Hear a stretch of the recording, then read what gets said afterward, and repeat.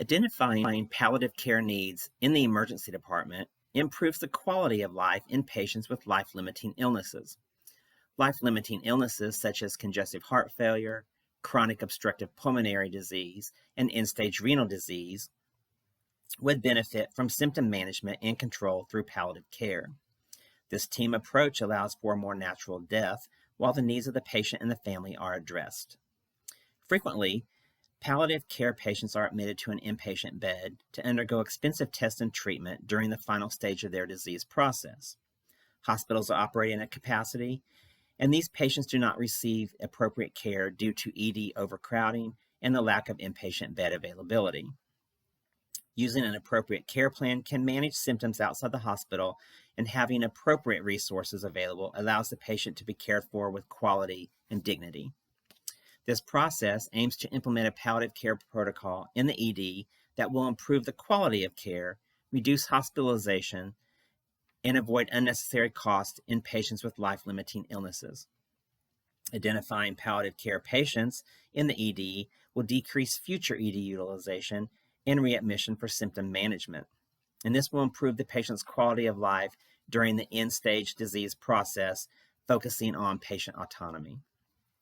The literature discusses that identifying patients needing palliative and supportive care is applicable early in the course of illness, in conjunction with other therapies that intend to prolong life, to understand better and manage distressing clinical complications. It also talks about palliative care that's an interdisciplinary and multi-professional approach that's aimed at improving the quality of life in patients and caregivers by providing physical, emotional, psychosocial, and spiritual interventions. And also, integrating palliative care in the ED improves the quality of care, reduces hospitalization, and avoids cost. The change model that we're going to use for this project is the PDSA model. We're going to plan by first selecting a palliative care assessment tool. We're going to begin talking about it in shift huddles for awareness, and we'll make sure that we have the appropriate stakeholders included in the project.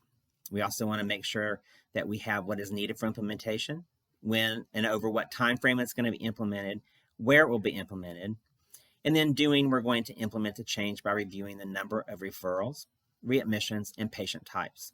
Education and working one-on-one with frontline staff to address disruptions in workflow and the time it takes to complete an assessment and a referral is very key. We're going to study these results of the interventions, and we're going to do that by pulling from the electronic health record, have staff discussions and interviews with the patient and the family to determine their perception of the process, and then we're going to act on this by implementing any changes that may be needed for the process to be successful and valuable to those who it affects. How we're going to first measure this is we're going to do a Likert scale to measure the comfort level and the understanding of palliative care in ED staff before education, during education, and after education. And then after implementation, we're going to utilize the electronic health record closely to track the number of patients with life-limiting illnesses that are being screened, how patients receive palliative consultations, and how many readmissions have been avoided. Provider feedback will be measured for satisfaction in the process and the experience reported by the patient. Frequent rounding is essential on staff to discuss barriers, and that's going to gain buy-in from stakeholders.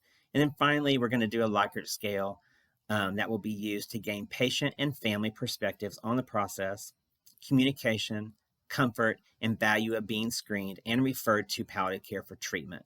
After evaluating barriers to timely palliative consultation, changes will be made to the process. Our outcomes that we're going to see first is educating the frontline staff and the ED provider on palliative care, on screening tools, and the process for a positive screen.